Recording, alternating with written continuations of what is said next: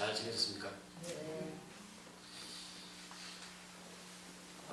지난주에는 좀 김영란 선생님 나오셔서 우리가 선교 말씀을 좀 들었고요. 우리가 이제 2주 전에 나눴던 마태복음 18장 말씀을 이제 계속 이어서 나눕니다. 제목은 뭐예요? 천국에서 누가 큰 자입니까? 라는 질문입니다. 그럼 천국에서 누가 큰 자인가요? 질문 자체부터가 잘못되었죠. 네. 우리가 그래서 18장의 말씀을 나누기 전에 먼저 17장 전에 두 사건을 살펴보게 되었습니다. 기억나십니까? 왜냐하면 오늘 18장 1절에서 그때에라는 단어가 나오는데, 그때는 예수님의 제자들이 그때의 어떤 시점에 도달해서 주님께 천국에서 누가 큰 자인지 질문을 던진다는 것이죠. 그러면 왜 이들이 이런 의문점을 갖고 있을까? 바로 18장 앞에 두 사건 때문에 그렇습니다. 물론 그 전에 이제 베드로가 항상 주님 앞에 옆에 있으니 예수님이 베드로만 사랑하는 것 같아요. 그래서 베드로가 나중에 천국 가면 굉장히 큰 자가 될 것 같아요. 뭐 그런 경쟁 심리도 있고, 오늘 이제 18장 전에 두 가지 사건이 나오죠. 어떤 사건이었습니까? 먼저 마태복음 17장 22절 23절에서 갈릴리에 제자들이 모여 있었고 예수님께서 그들에게 말씀하십니다. 이제 나는 죽을 것이다. 그리고 다시 부활할 것이다. 라는 말씀을 하시는데, 그 장면에서 제자들의 반응이 어떤 반응이 나옵니까? 매우 근심합니다. 그냥 근심이 아닙니다. 그런데 우리가 나눴지만 제자들이 예수님 이제 돌아가시니 안타까워서 이런 근심하는 것이 아님을 우리가 같이 나누게 되었습니다. 왜냐하면 정말로 그들이 예수님의 죽음에 대해서 안타까워하고 어떻게 될까 걱정이 되었다면 오늘 18장에서 예수님 앞에서 천국에서 누가 큰지에 대해서 싸울 필요 없습니다. 예를 들면 여러분들이 자녀를 두었습니다. 그런데 그 자녀들이 여러분들의 어떤 앞으로 얼마 살지 않은 부모, 이제 생명 얼마 남지 않았는데 거기에 대한 걱정을 하지 않고 겉으로는 그렇게 할 수도 있겠지만 속으로는 뭐예요? 부모의 재산을 생각하거나 엄마 아빠가 남겨둔 어떤 재산에 대해서 이제 어떻게 할 것이냐는 그런 이중적인 생각을 가지고 있다면 여러분은 제자들 같은 심정이라는 거예요. 주님의 죽음보다는 당장 그들이 어떻게 될 것이라는 걱정, 두려움이에요. 3년 동안 따라다녔고 예수님의 기적과 표적을 많이 경험을 했으니 이제는 예수님 곁에서 무엇인가 될 줄 알았습니다. 그런데 예수님이 죽는다고 이야기를 하니 걱정이 엄습하는 겁니다. 우리가 신앙이 이렇게 달라요. 여러분들 있잖아요. 조심하셔야 됩니다. 주님 안에서 내가 열심히 있고 내가 하나님 앞에 잘 선다고 하는데 하나님의 뜻과는 관계없는 길로 가게 되면 우리 이들처럼 여전히 하나님 앞에 서서 하나님 내가 누가 큰 자입니까? 라고 이렇게 엉뚱한 이야기를 꺼낼 수 있다는 겁니다. 그러면 마태복음 7장 말씀처럼 하나님이 내가 널 모른다 이렇게 대답하실 수 있습니다. 그리고 오늘 또 한 가지 사건이 있었죠. 마태복음 17장 22절 23절 뒤에 나오는 장면은 어떤 또 말씀이 있습니까? 가버나움에서 성전세를 내는 장면에서 주님과 베드로를 향해서 이제 빨리 성전에 있는 세금을 내라라고 독촉을 하는 장면이 나옵니다. 바로 근데 예수님께서 물고기에서 한 세계를 꺼내서 반세계를 내게 하시죠. 그러면서 그들 시험 줄까 한다 말씀하십니다. 두 지역을 우리가 여기서 가버나움 지역을 살펴봤어요. 가버나움은 어떤 지역이었습니까? 우리가 마태복음 11장에서 주님 말씀하시죠. 가버나움 지역은 회개하지 않은 동네였다는 거예요. 그러면서 이어서 또 한 가지 또 보충 설명하시는 어떤 장면이었습니까? 내가 만약에 구약에 있는 소돔성에 가버나움 같이 내가 그런 기적을 행했더라면 소돔성은 회개하고 돌아왔을 것이다. 그만큼 가버나움 지역은 어떻게 해요? 회개가 없는 지역이었다는 거예요. 동네였다는 거예요. 그럼 소돔성을 우리가 잘 알잖아요. 그들이 죄악을 말면 하나님께서 그 동네를 완전히 싹쓸이 해버렸습니다. 그럼에도 불구하고 가버나움 지역은 여전히 회개가 없는 지역이다. 하나님이 거기서 뭘 행하셨다고요? 기적과 표정을 행하셨습니다. 그렇다면 우리도 좀 곰곰이 생각해봐야 돼요. 우리가 하나님 앞에 어떤 기도의 응답이나 기적과 표적을 바랄 수 있습니다. 저는 이해합니다. 저도 그렇습니다. 그런데 그것 때문에 우리의 믿음이 성장할 수 있다? 아니요, 그렇지 않습니다. 우리가 좀 착각 속에 빠져 신앙생활을 합니다. 우리가 하나님 앞에 무엇인가 얻고 무엇인가 달라지면, 예를 들면 죽을 병에 걸렸습니다. 병원에서 당신 이제 얼마 못 살아요. 난 시험번 선고를 받았습니다. 하나님 정말 고쳐주셨습니다. 그런 일들 벌어지죠. 그런데 정말 그들이 하나님 앞에 계속해서 신앙이 변치 않고 믿음으로 사는 사람 살까? 아니요. 그렇지 않은 사람이 더 많습니다. 그래서 어떤 사람이 조사를 했더라고요. 정말로. 그러니까 병고치료를 받고 하나님에 섰던 사람들을 조사를 해봤는데 많은 사람들이 다시 세상으로 돌아갔습니다. 무엇을 이야기합니까? 우리가 하나님 앞에 기적과 표적을 바라는 것은 잘못된 일이 아니지만 그것을 경험한다 할지라도 우리가 여러분 믿음이 성장하는 것은 아니라는 거예요. 가번하면서 그런 많은 기적과 표적을 행했음에도 불구하고 그들은 하나님 앞에 회개할 줄 몰랐습니다. 그러니까 두 사건의 공통점이 뭡니까? 회개와 죽음과 부활입니다. 예. 성전세는 여러분 말씀드렸지만 속전세거든요. 이스라엘 백성들이 이스라엘에서 애굽에서 탈출했을 때에 하나님이 광야에서 그들의 생명을 구원하셨잖아요. 그 은혜를 그들한테 생명세를 내리는 게 속전세입니다. 그래서 그 성전세를 가지고 하나님이 예루살렘 성전에 있는 성전을 돌보고 여러 가지에 쓰였거든요. 생명값을 얻는 거였습니다. 그러니까 두 가지 사건을 일어나 그때에 제대로 주님 앞에 와서 주님 세상에서 어떤 죄가 큽니까? 이렇게 질문을 던진다는 것이죠. 그럴 때 주님 뭐라고 말씀하셨습니까? 너를 어린아이들 같이 되지 않으면 결탄코 하나님 나라에 들어갈 수 없다. 결탄코는 뭐예요? 예외가 없다는 겁니다. 제가 늘 강조하죠. 여러분 교회만 나온다고 다 구원받지 못합니다. 착하지 마십시오. 진정한 회개와 하나님 주님의 부활과 죽음을 우리가 경험하지 못하면 우리가 받아들이지 영접하지 않으면 그 누구라도 결탄코 하나님 나라에 들어갈 수 없습니다. 근데 어린아이 같이라고 말씀하셨잖아요. 어린아이처럼 되라고 말씀하신 게 아닙니다. 그러면 기억나십니까? 그래서 목사들 얘기해서 어린아이 특징이 무엇입니까? 뭐 순수하다, 착하다 이렇게 말하잖아요. 근데 다 아멘해요. 그런데 세상이 돌아가면 정말 여러분 착하게 사십니까? 정말 선하게 사십니까? 그럴 때도 있어요. 착하게 선하게 살 때도 있습니다. 어떨 때요? 내가 마음이 좋고 믿음이 좋을 때 그렇게 살아가요. 그런데 그렇지 못할 때가 더 많지 않습니까? 근데 교회에서 다 아멘하고 집으로 돌아가면 왜 그렇게 살지 못합니까? 안 돼요. 안 돼요. 착하게 선하게 말씀하시는 게 아닙니다. 기억나세요? 어린아이들 가장 큰 특징이 무엇이었죠? 맞아요. 부모님을 의지하는 겁니다. 부모님을 신뢰하는 겁니다. 부모님을 바라보는 겁니다. 그걸 말씀하시는 겁니다.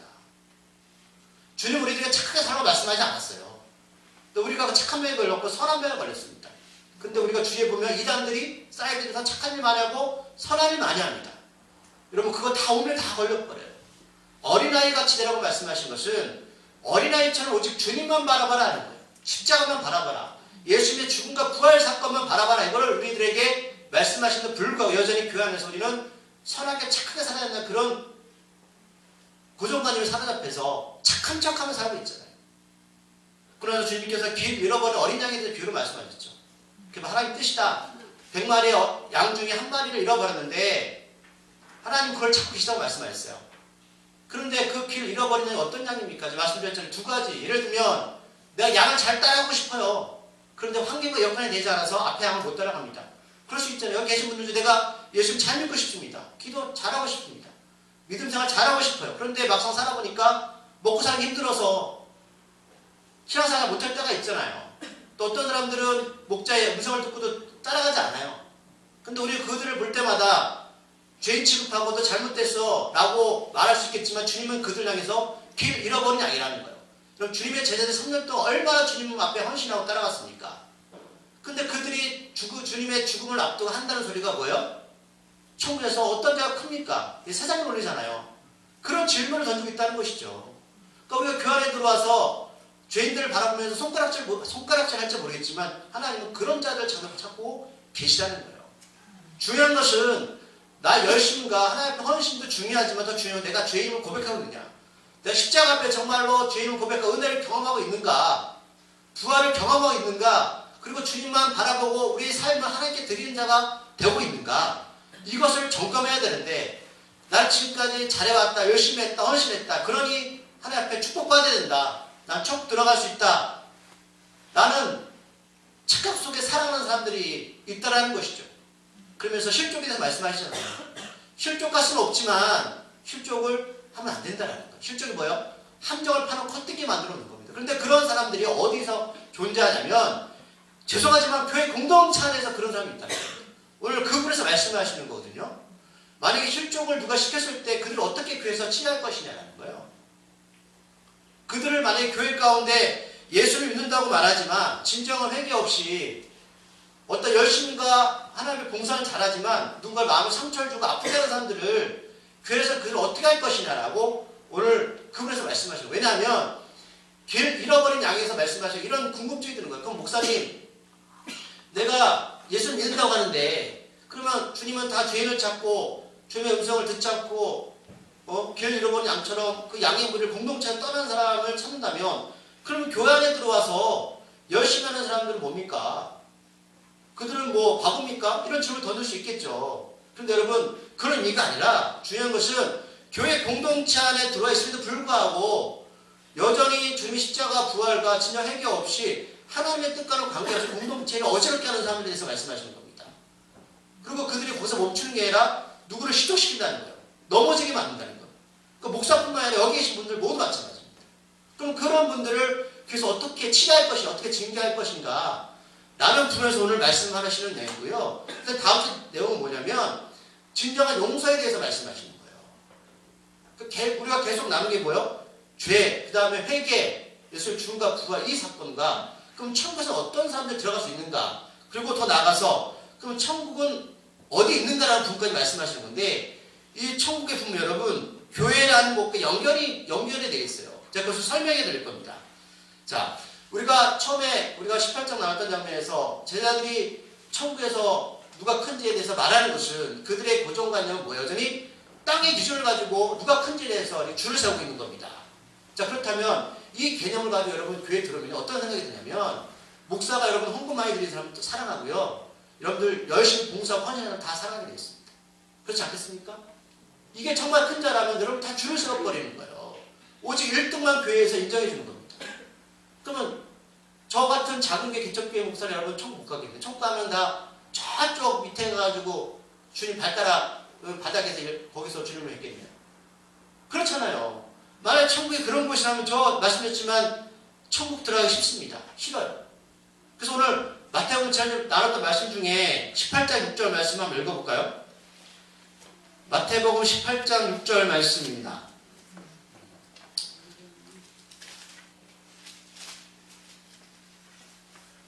자, 찾았습니까?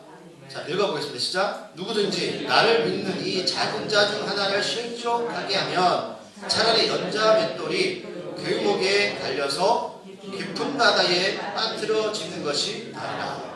자, 앞에서 1절에서 예수님한테 제자들 누가 큽니까? 라고 질문을 던졌을 때 주님의 대답은 뭐냐면 누구든지 나를 믿는 이 작은 자 하나라고 말씀하십니다. 제자들은 큰 자를 찾고 있지만 주님은 작은 자를 찾고 있어요. 여러분 천국은 작은 자의 것입니다. 그러면서 누가 그 작은 자 하나를 실족하게 만들면 그를 함정에 빠뜨려서 교회 공동체를 떠나게 하거나 어렵게 만들면 차라리 그렇게 만든 사람은 연자 맷돌만 바다에 빠뜨려 죽으래요. 그러니까 교회 공동체 안에서 그런 실수를 가장 많이 만드는 목사거든요. 그러니까 여러분 조심해야 되는 부분이 그런 부분이라는 거예요. 그 작은 자를 실족하게 만드는 일을 조심해야 되는데 그렇다고 주님께서 우리에게 말씀하셨어요. 그럼 실수하지 마라. 그렇지 않죠. 우리가 8절에서 뭐라고 말씀하셨어요? 아니 7절에서 실족하게 하는 일들이 있다. 그런데 실족하게 하는 일이 없으면 없지만 라고 말씀하셨어요. 주님도 알아요. 여러분들 인생 살다 보면 교회 공동체 안에서 저도 그렇지만 누군가한테 상처를 줄 수도 있고 누군가의 아픔을 줄 수도 있어요. 주님이 모르는 게 아니에요. 하지만 분명한 것은 그 사람에게는 화가 있도다. 그만큼 조심해라. 그런데 이것을 우리가 깊게 생각해 보면 십자가의 은혜를 경험한 사람 여러분 정말 공동체 안에서 상처 아픔을 주기로 사랑을 전해줄 수밖에 없습니다. 사도 바울도 그랬죠. 왜요? 내가 죄인 중에 괴수거든. 왜 상처를 주는지 아십니까? 이유는 단 한 가지. 내가 큰 자입니다. 큰 자니까 지적질하고요. 큰 자니까 사람들한테 아픔을 주는 거예요.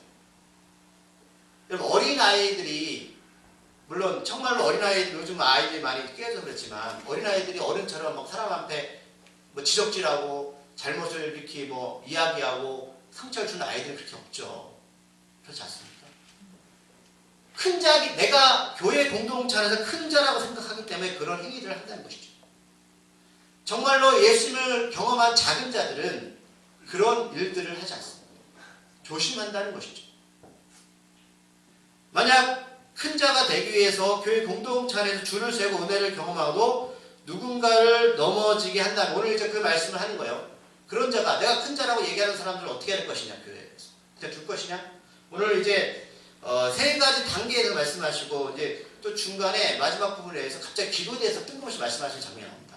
자, 먼저 15절에 보면 주님은 상처를 준 사람이 먼저 찾아가라고 말씀하지 않고요. 상처를 받은 사람 실점을 당한 사람이 찾아가래요. 왜요? 그게 바로 천국에서 큰 자입니다. 보세요. 내가 세상에 놀러 교회 갖고 들어와서 내가 큰 자로 생각하는 사람이 사람한테 여러분 잘못했다고 용서해주는 사람 보셨어요? 없습니다. 없습니다. 얘기 안 해요. 근데 그것은 많이 배웠건 본인이 똑똑하고 뭐가 가졌던 그 문제가 아니에요. 신앙의 문제입니다. 믿음의 문제입니다. 그렇기 때문에 주님의 입장이 뭐냐면 네가 실족 당한 사람이 먼저 찾아가라는 거예요. 왜요? 그는 작은 자다. 여러분 이걸 개념을 잘 이해하셔야 돼요. 세상에서 그런 사람이 작은 자일지 모르겠지만 하나님 입장에서 뭐예요? 그게 큰 자입니다. 찾아가요. 그게 성숙한 자입니다. 찾아가서 뭘 하냐면 단둘이 있을 때, 그러니까 사람들이 없을 때 단둘이 있을 때에 그에게 책망하라고 가르칩니다. 왜 단둘이 있을 때 이렇게 할까요? 자존심 문제죠. 세워주라는 겁니다. 그런데 여기서 그 형제한테 권고하라는 뜻이 있잖아요. 15절에 보면 이 권고 어떤 뜻이냐면 단순하게 들어가서 얘기를 하면서 당신은 이런 부분 때문에 잘못된 것 같아서 신앙적으로 문제가 있습니다 라고 이야기했을 때 이게 잘못을 그냥 지적하는 게 아니고 그 사람이 스스로 그 권고를 듣고 인정하는 단계까지 가는 거예요. 이게 권고입니다. 이렇게 하라는 거예요. 여러분 우리가 이걸 잘 기억해야 됩니다. 만약 교회 공동체 안에서 이런 일이 벌어지면 찾아가야 돼요. 찾아가서 당신은 이런 부분 때문에 신앙적으로 성경적으로 문제가 있습니다. 회개하셔야 됩니다. 회개까지 돌출해야 된다. 상처받은 사람이. 그런데 솔직히 우리가 이 15절 이 단계에서 가면 얼마나 좋겠어요. 근데 주님도 잘 알고 계십니다. 그러면 듣지 않거든. 16절에 만일 듣지 않거든. 여기서 듣지 않는다는 게 여러분 무시하는 뜻이에요.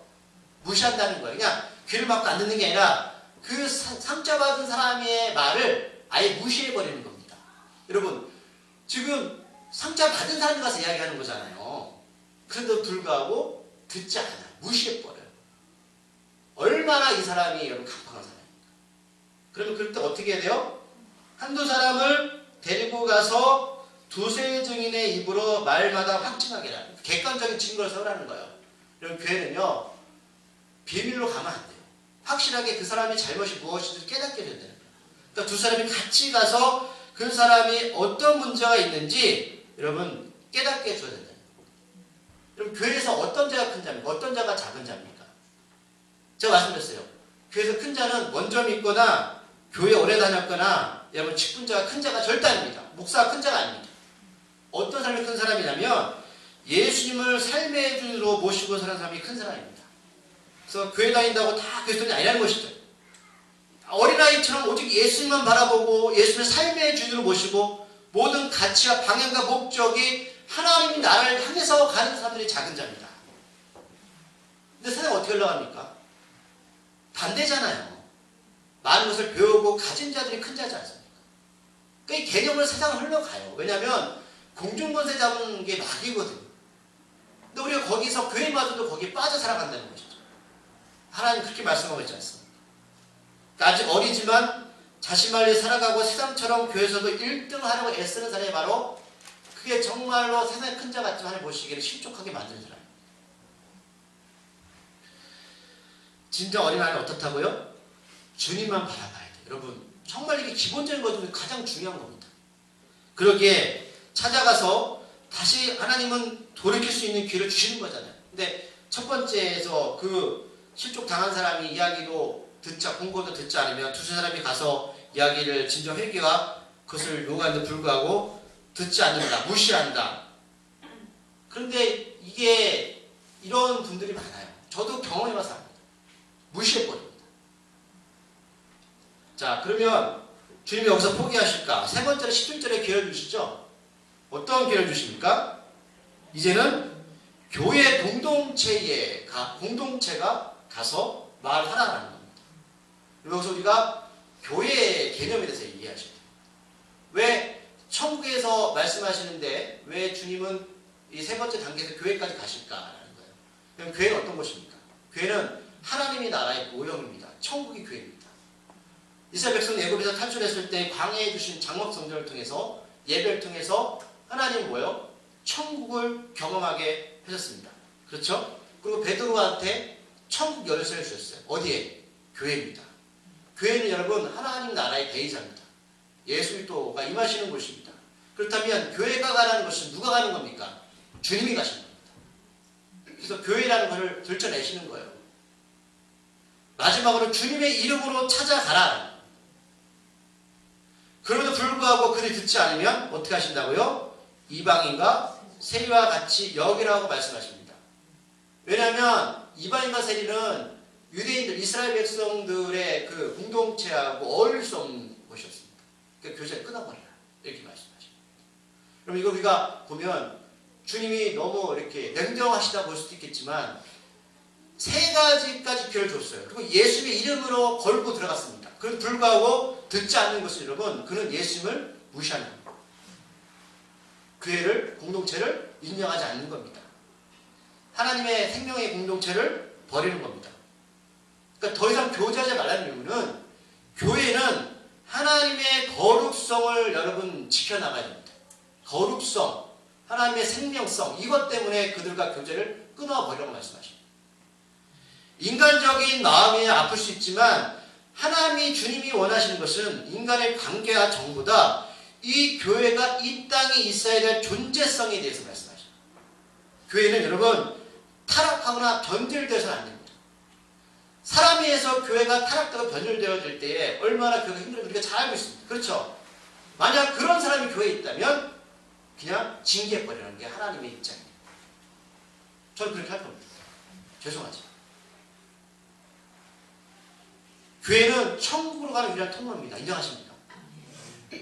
생명이 있어야 됩니다. 그러기에 교회 공동체가 무너지면 세상이 무너집니다. 만약 무한종양교회가 거룩의 본질에서 벗어나면 여러분들 여기서 다 떠나셔야 됩니다. 생명이 없습니다.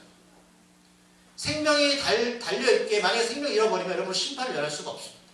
그래서 하나님이 주님이 교회의 이름으로 찾아 들어가시는 거예요. 그런데 갑자기 오늘 말씀해 보면 18절 20절에서 기도가 나오죠. 자, 주님은 교회에 대해서 말씀하셨고 천국에서 말씀하시다 갑자기 기도에 대해서 말씀하십니다. 그런데 우리가 이 본문을 그냥 대충 읽으면 이렇게 판단하신 분도 있어요. 볼까요? 자, 19절 말씀, 잘한 말씀 읽어볼까요? 시작. 진실로 다시 너에게 이르노니 너희 중에 두 사람이 땅에서 합심하여 무엇이든지 구하면 하늘에 계신 내 아버지께서 그들을 위하여 이루게 하시라.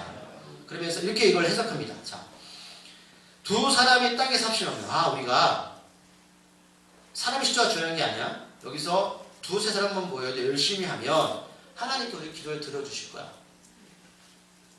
맞는 해석 같죠? 아닙니다. 여러분 우리가 성경 읽을 때는 앞에 있는 본문과 연결해서 읽으셔야 돼요. 그래서 이거 가지고 기도하시는 거 많아요.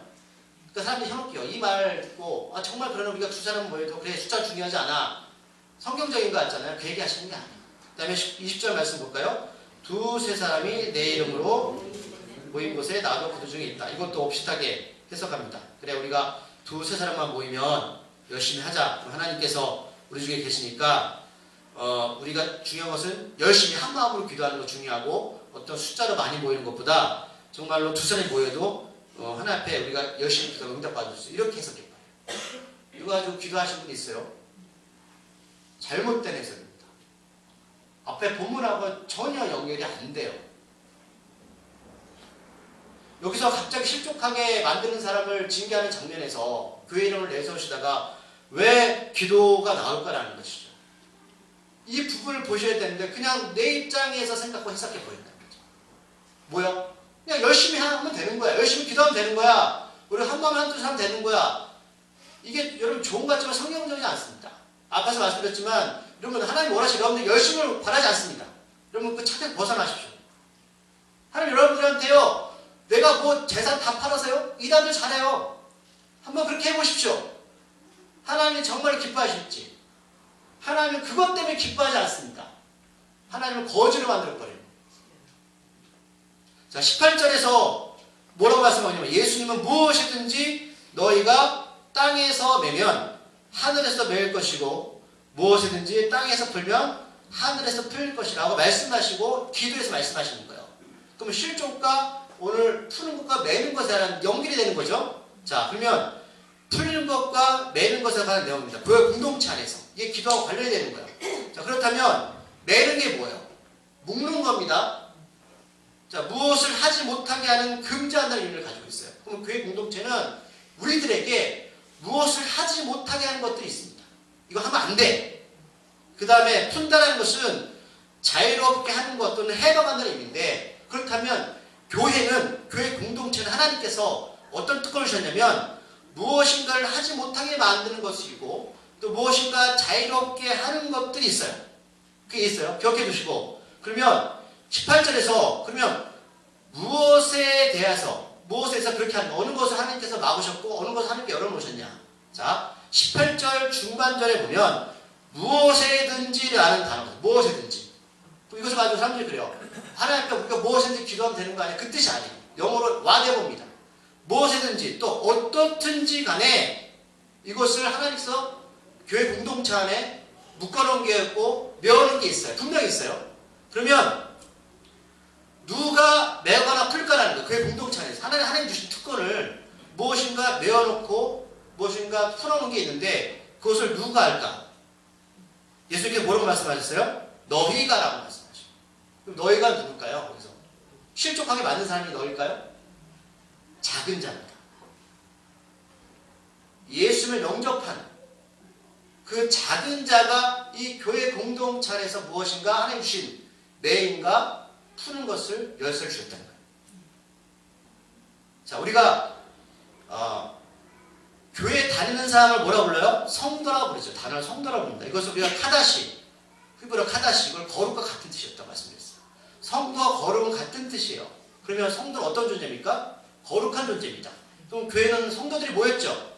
그러면 성도들이 모인 교회는 어떻게 해야 됩니까? 거룩한 교회가 돼야 됩니다. 이게 하나님이 말씀하시는 교회의 개념입니다. 그럼 죄와 거룩은 반대되는 것이죠. 그럼 실족하게 만드는 사람은 세상 것을 끌고 들어와서 교회 공동체 안에서 크고 작고 나눠버립니다. 그거는 죄입니다. 실족하게 만들어버립니다.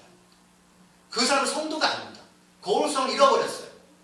그러면 여러분 성경에서 말하는 교회는 건물입니까? 사람입니까? 우리 배웠잖아요. 사람이잖아요. 어떤 사람? 예수님 영접한 거룩한 백성, 성도, 카다시, 거룩을 유지하는 사람들, 이게 교회입니다.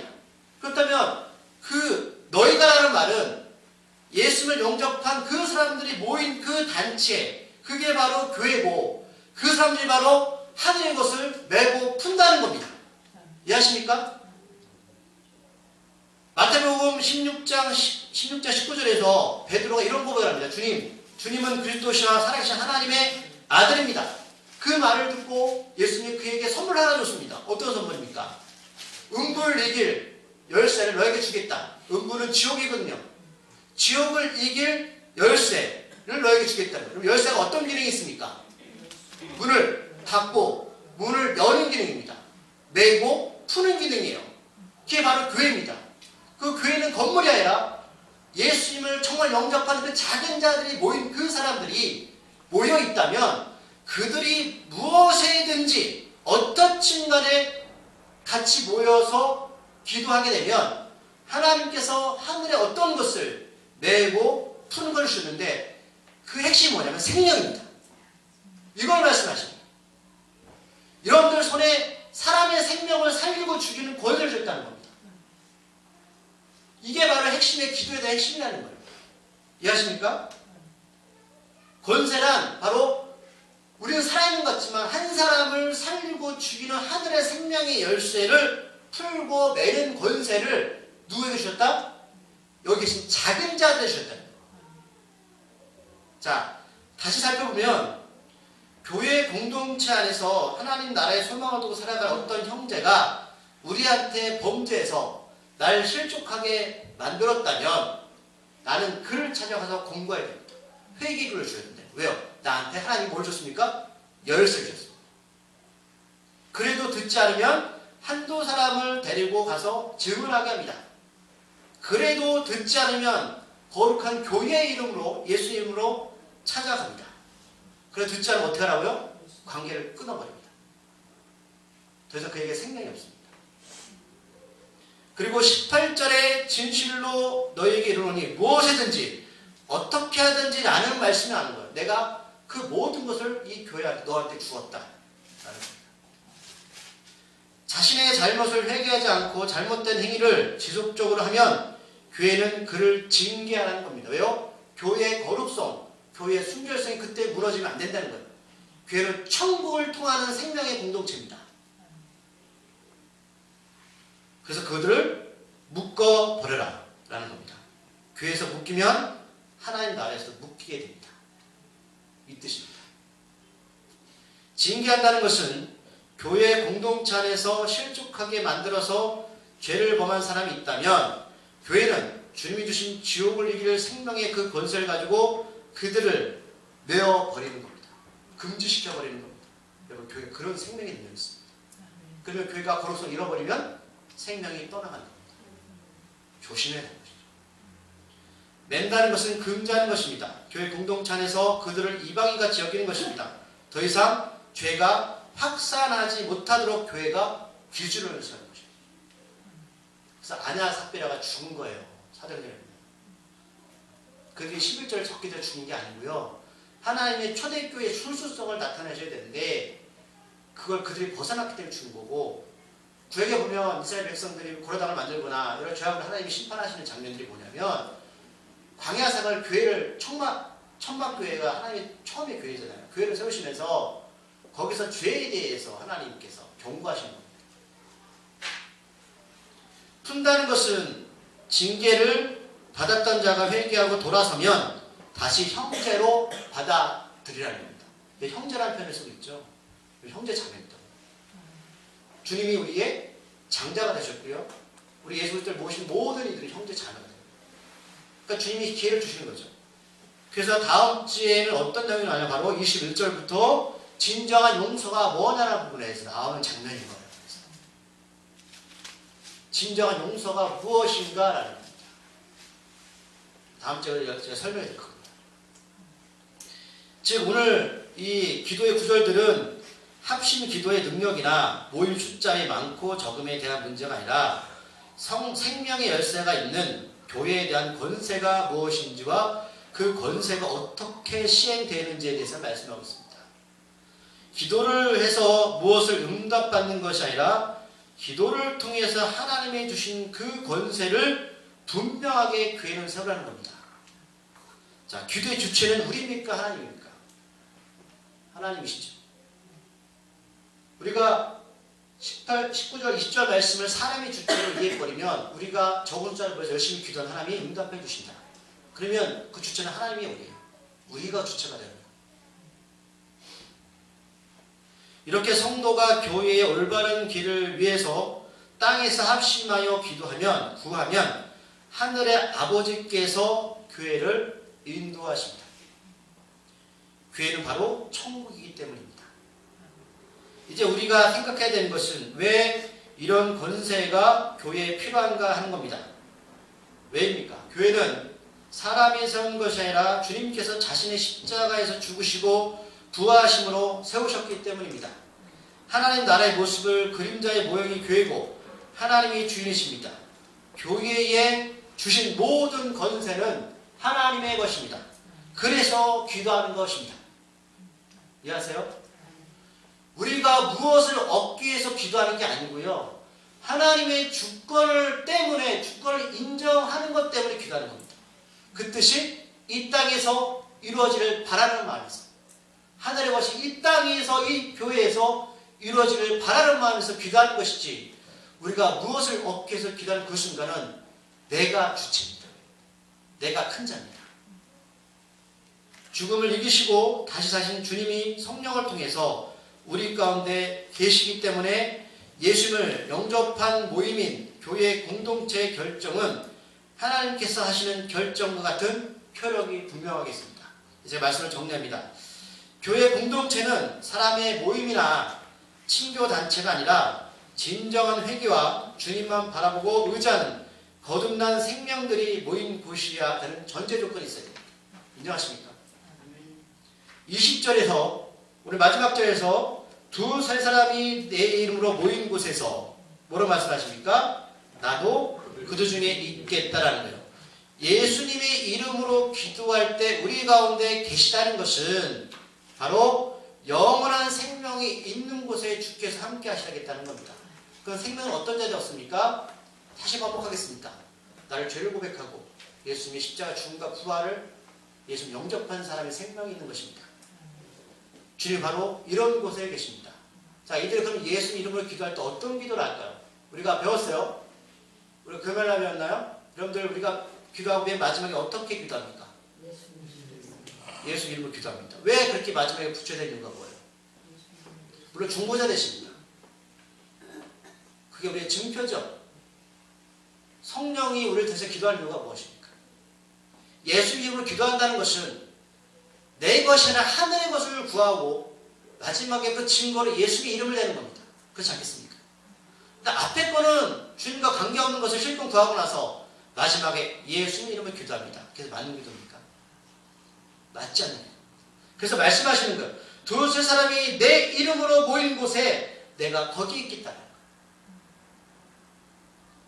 예수님 우리의 구원자 메시아 함께 하시는 거예요. 교회가 반드시 구원받은 백성들이 모임이라는 조건이 그 전제 조건이 이루어질 때에 무엇이든지 구하면 19절 후반에서 뭐라고 말씀하십니까? 아버지께서 그들을 위하여 이루게 하시라. 당연하겠죠. 그들의 기도는 하늘의 기도였습니다. 천국의 기도입니다. 그래 하나님께서 그것을 이루실 수밖에 없습니다. 교회는 거룩성이 있어야 됩니다. 교회는 세상처럼 흘러가서는 안 됩니다. 잘나고 똑똑하고 가진 것이 많고 교회 공동체 안에서 헌금을 많이 드리고 열심히 하면 내가 남보다 낫다라는 의식에서 벗어나야 됩니다. 하나님의 나라는 절대 그런 것이 아닙니다. 어린아이같이 부모가 좋아서 사랑해서 자연스럽게 헌신하고 낮아지는 것이 교회입니다. 여러분 우리가 사람들 앞에 여러분 겸손하세요 하고 아무리 얘기하고 훈련시켜보세요. 겸손 안 합니다. 내가 높아지고요 가진 것이 많아지면 겸손할 수도 없어요. 그래서 그렇게 해서 여러분 낮아지는 게 아니에요. 오직 어린아이같이 주님만 바라보는 자들이 겸손해지는 겁니다. 그것이 우리들이 가야 할 하나님 나라의 모습입니다. 그래서 아까 말씀한 20절에 보면 주님의 이름으로 기도하는 것은 이제 내 자아가 아니라 오직 하나님의 뜻을 구하는 자. 그렇죠? 예수님이 주문처럼 외우는 것이 아니라 이제 나의 우선순위가 누굽니까? 예수 그리스도. 하나님의 것 이겁니다.